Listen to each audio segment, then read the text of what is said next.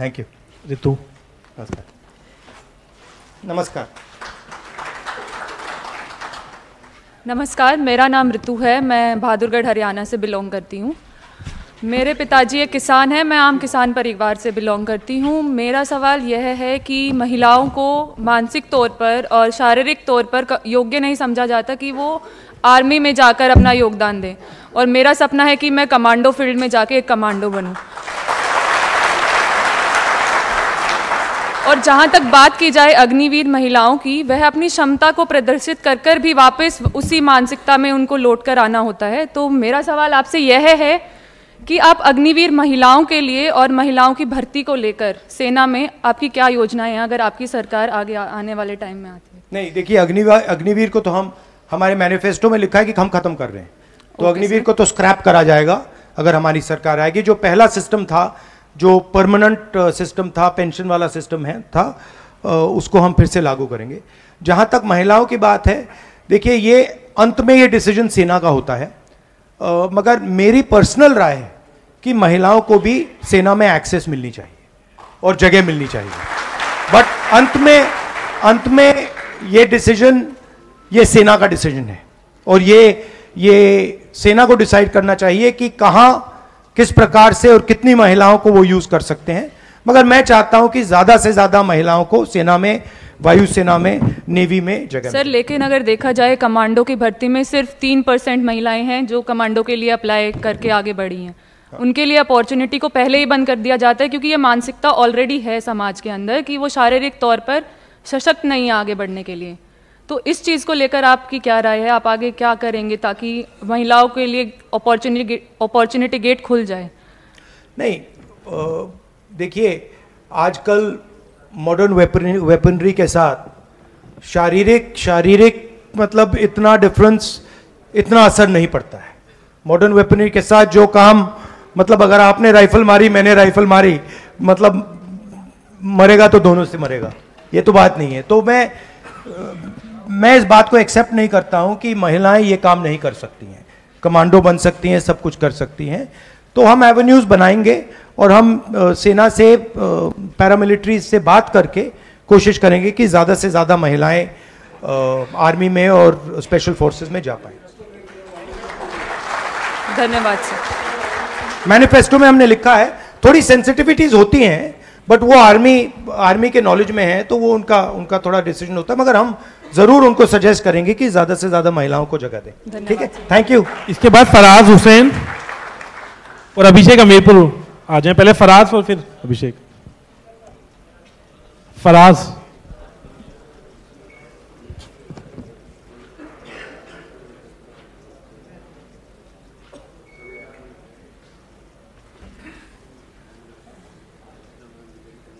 नमस्कार, कहाँ के हो आप? यूपी फर्रुखाबाद। सर, नमस्कार, मेरा नाम फराज हुसैन है। मैं यहाँ पर शिक्षा और रोज़गार की बात हो रही है, यहाँ पर मैं एक स्पेशल डिस्क्रिमिनेशन एड्रेस करना चाहता हूँ। मैं फराज हुसैन जामिया से हूँ और मेरा नाम ही डिस्क्रिमिनेटरी है। संस्थाओं में संगठित रूप से जिस तरीके से मुस्लिम युवाओं और महिलाओं के साथ पढ़ाई में और नौकरियों में डिस्क्रिमिनेशन हो रहा है,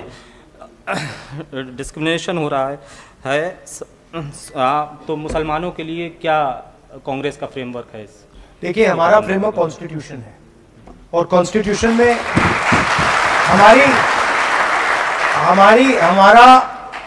हमारा फ्रेमवर्क कॉन्स्टिट्यूशन ऑफ इंडिया है, लोकतंत्र है, और कॉन्स्टिट्यूशन में साफ लिखा हुआ है कि हिंदुस्तान के सब सिटीजन्स एक जैसे हैं, कोई कम नहीं है, कोई ज्यादा नहीं है, कोई धर्म कम नहीं है, कोई जात कम नहीं है, कोई भाषा कम नहीं है। तो हमारे लिए कोई डिस्क्रिमिनेशन नहीं है। हम जानते हैं कि बीजेपी की विचारधारा हमारी विचारधारा से बिल्कुल अलग है, हम उनकी विचारधारा से लड़ रहे हैं, और हम चाहते हैं कि हिंदुस्तान में सब लोगों के लिए जगह हो, सब लोगों की रिस्पेक्ट हो, सब लोग एक दूसरे से मोहब्बत करें और आदर करें एक दूसरे का। तो कोई कंफ्यूजन नहीं है हम में। मैं जानता हूं कि आपको मुश्किल हो रही है, मगर घबराइए मत, सब ठीक हो जाएगा।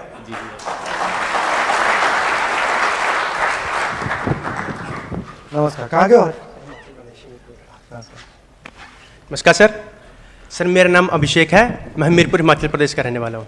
सर मैं हमीरपुर वीरभूमि से रहने वाला हूँ। वीरभूमि सर मैंने इसलिए कहा क्योंकि हमारे यहाँ पे जितने भी युवा हैं, मतलब हर दूसरे के युवा का जो सपना था वो सेना में जाने का था। मैं अपनी बात करूँ सर, तो मेरे जो दादाजी थे वो भी आर्मी से रिटायर हैं, मेरे पिताजी भी वो भी आर्मी से रिटायर थे, और मेरा जो सपना था वो भी आर्मी का जाने का सर। लेकिन जब से ये अग्निवीर भर्ती आई, इसमें मतलब ये इसमें हमारा शोषण किया गया, मतलब सर क्या जाए एक तरफ से तो आप 1,50,000 जी सर, जी सर। मतलब सर मैं बोलना चाहता हूँ कि जो हमारे साथ जो युवा थे, मतलब जो हम देखते थे जब हम अग्निवीर से पहले की जो बात थी, तब हर ग्राउंड मतलब सुबह 4-5 बजे युवा जो था साथी था वो 4-5 बजे से मतलब सड़कों पर दौड़ना, शाम को दौड़ना, कॉलेज में मतलब इनफैक्ट कॉलेज में जाना तो क्लासेस बंक करके हम ग्राउंड में जाते सर इसके करने के लिए। लेकिन जब से ये भर्ती आई, मतलब तब से जो अग्निवीर भर्ती आई, इससे युवाओं को जो थोड़ा सा जो था अग्नि भर्ती के, लेकिन जो थोड़ा सा जब दूर होते जा रहे सर युवा इससे करके। और सर जो युवा थे वो अब जो पहले तो फिटनेस के थे आर्मी के लेकर, लेकिन अब वो युवा वही युवा जैसे आपने कहा सर कि वो इंस्टाग्राम पे दिला रहे हैं, और वही युवा जो कुछ साथी थे हमारे वो अब नशों की ओर जा रहे हैं सर। मतलब कि जो युवाओं के प्रथम जो पहले जो था कि वो युवा आर्मी के प्रति जो उनका कर्तव्य था, उनकी जो निष्ठा थी वो सर धीरे धीरे कम होती जा रही है। सर मेरा प्रश्न ये है कि सरकार का कार्य होता है कि एक उज्ज्वल भविष्य का निर्माण करना सरकार की जिम्मेदारी होती है। तो सरकार तो सर अब जो ये एक भर्ती से थी सर, इसको सर जो स्कीम थी इसको मतलब एक परमानेंट जॉब होती थी हमारी युवा किसी की भी साथी के लिए थे, सरकार ने इसको बंद करके से एक ठेके वाली भर्ती लेके हम कह सकते हैं कि ये भर्ती कर दी। तो इसके बारे में हम सर बताएं कि हम कैसे इसके करें। देखिए जो कॉन्ट्रैक्ट लेबर होता है ना, अग्निवीर वही है, ठेकेदारी प्रथा है आर्मी में, और हम नहीं चाहते हैं कि आर्मी में ठेकेदारी प्रथा हो, तो हम उसको रद्द कर देंगे, खत्म कर देंगे, अग्निवीर को फिनिश कर देंगे। जी सर, हमारे पिताजी भी कह रहे हैं कि ये खत्म हो रही है, मतलब धीरे धीरे खत्म होगी। एक 6 महीने में कभी सर एक सैनिक बन ही नहीं सकता है, कम से कम 6 साल लगते, 3 साल लगते सैनिक बनने के लिए। तो और इसमें एक और बात है, अग्निवीर एक्चुअली आर्मी को वीकन कर रहा है, कमजोर कर रहा है, तो हम इसको बदलेंगे 100%। हमारी सरकार आएगी तो हम इसको बदल देंगे, क्योंकि वही युवा जो 24 वर्ष की आयु में जब मतलब उनको पता है कि 24-25 वर्ष में वो 3-4 साल नौकरी कर रहा है आर्मी की, वो अपना घर बनाएगा, सब कुछ करेगा।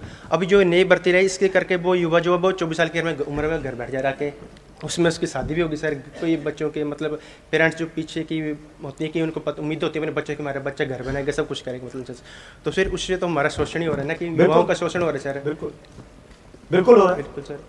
तो इसको हम करेक्ट कर देंगे। जी सर, थैंक यू ब्रदर। अबे नंदिनी, उत्तराखंड।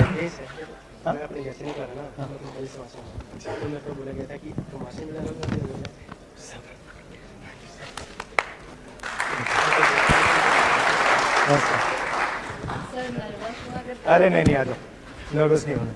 नमस्कार, मेरा नाम नंदिनी आर्य है, मैं एससी समाज उत्तराखंड की लड़की हूँ। और सर से मेरा यही सवाल है, सर सामाजिक व आर्थिक न्याय के जो रास्ते बंद हुए हैं उनको जारी रखने के लिए आपकी क्या योजना है? सबसे पहले जाति जनगणना, जिससे हम ये पता लगाएंगे कि आबादी किसकी कितनी है, इकोनॉमिक सर्वे और हर संस्था का सर्वे, तो देश को पता लग जाएगा कि देश में धन किसके हाथ में, कितनी आबादी है, किसकी है, किसके पास क्या है। पहला ये कदम। दूसरा कदम महालक्ष्मी योजना, जो मैंने कहा 1 लाख रुपए हर महिला के, हर गरीब महिला के बैंक अकाउंट में साल के, 8,500 रुपए महीने के। अप्रेंटिसशिप का अधिकार, बेरोजगार युवाओं को ट्रेनिंग, 1 साल की नौकरी और 1 लाख रुपए साल के बैंक अकाउंट में। किसानों का मिनिमम सपोर्ट प्राइस, कानूनी मिनिमम सपोर्ट प्राइस और कर्जा माफ। और मजदूरों का जो आज 250 रुपए मिलता है वो 400 रुपए मिलेगा। आशा और आंगनवाड़ी की महिलाओं को उनकी आमदनी दुगनी करेंगे। हमारी कोशिश होगी कि ये जो पूरा का पूरा अदानी जैसे लोगों की इन्होंने मदद की है, इसको एक बार मतलब हम बदलें, और जितना इन्होंने इनको फायदा दिया उतना फायदा हम आम जनता को, गरीबों को, किसानों को, मजदूरों को देने की कोशिश करें। ये है हमारा प्लान। सर जो उत्तराखंड की जो आर्थिक इकोनॉमी थी वो हमारे यहाँ से 90% तो सारे जो है सारे अग्निवीर में मतलब सेना के लिए काम करते थे। तो अभी जब से अग्निवीर आया है हमारे जो नौ युवा है वो बहुत डिप्रेस्ड हैं और कई लोग जो हैं अपनी जान भी ले लेते हैं, तो इसके लिए तो अग्निवीर को तो खत्म करेंगे, पर देखिए मेन बात यह हुई है कि हिंदुस्तान में 22 लोगों को नरेंद्र मोदी जी ने पूरी मदद की है। 22 लोगों के पास उतना ही धन है जितना 70 करोड़ लोगों के पास है। तो ये करेक्शन करना है, धन को ठीक तरीके से बांटना है, किसानों को देना है, मजदूरों को देना है। तो ये हमारी कोशिश रहेगी, ठीक है? धन्यवाद, थैंक यू। अब हमने लगभग सभी क्वेश्चंस ले लिए हैं, लगभग राहुल जी सबके सवाल थे, लेकिन हमने सबके क्वेश्चंस क्लियर कर लिए हैं। वो हम आप